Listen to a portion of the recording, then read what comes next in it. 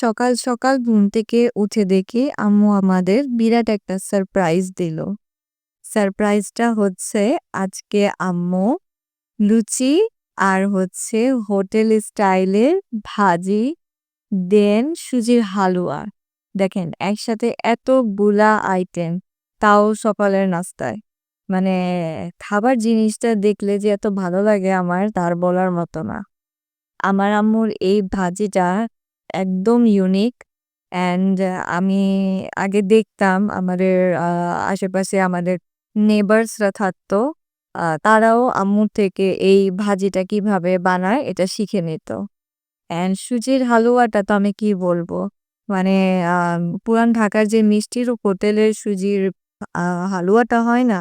আ ওরকম হয়েছে একদম সেম। অ্যান্ড আমার আম্মুর এই হালুয়াটাও অনেক মজা হয়। এই নাস্তাটা আমরা আসলে সবসময় খাই না। এটা অনেক বছর পর খাচ্ছি। কারণ আগে, অনেক আগে ছোট থাকতে আ এ এরকম নাস্তা সকালে অনেক বেশি খাওয়া হতো বাট এখন খুব কম খাওয়া হয়। তো আমার ভিডিওটা কেমন লাগলো অবশ্যই কমেন্ট করে